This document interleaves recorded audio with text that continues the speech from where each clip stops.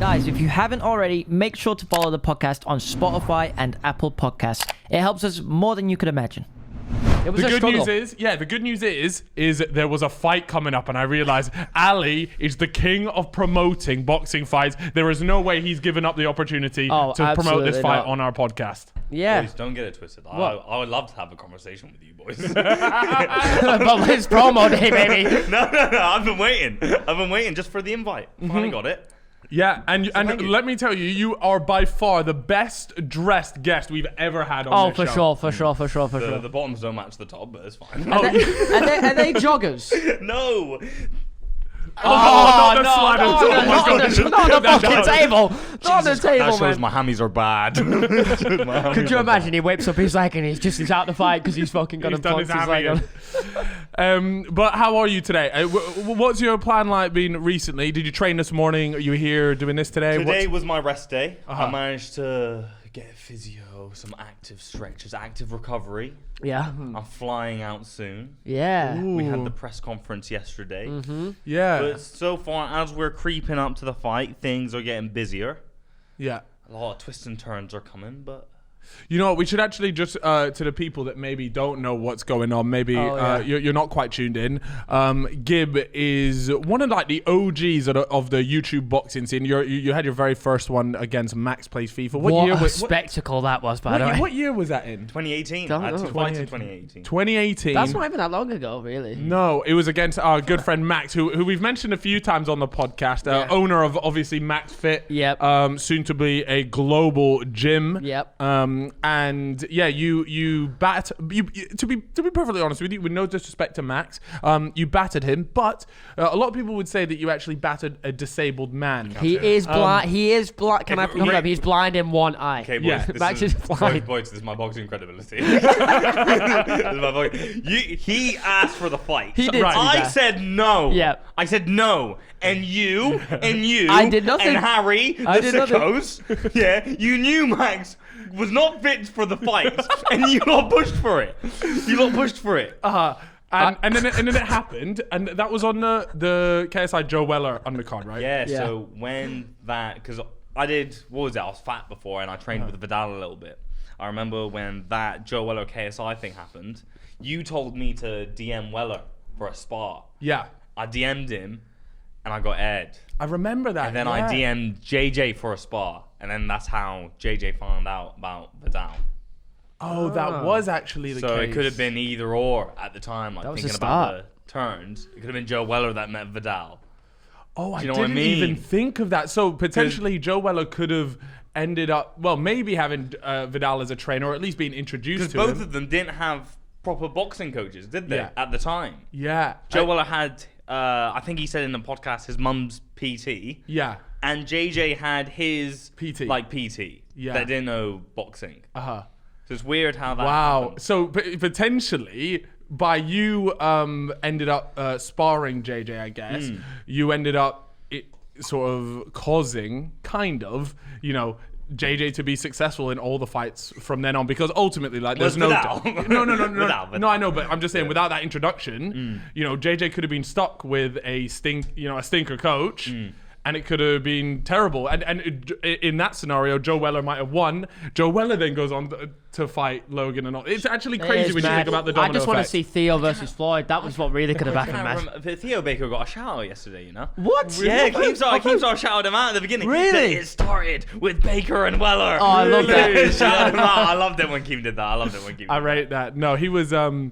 Yeah, no, that was great. But anyways, yeah, so we had the very first fight against Max. Yeah. Think of that what you will. And yeah, you just beat him. Is it TKO? Is that what it's called? Technically, it's a knockout.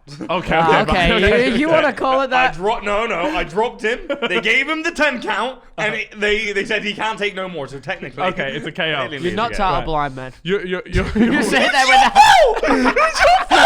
You lost it up. I said no. I said no. It was us.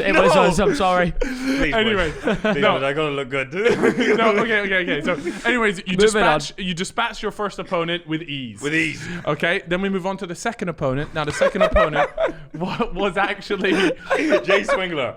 Jay Swingler. One of the toughest men in the UK. Now this He guy actually is. This guy could see. No, as no, well. no. It has to be said because I've even said it about you, Chip, right? Yeah. Was the fact that you have like this. I'm going to refer to it as crackhead energy, okay?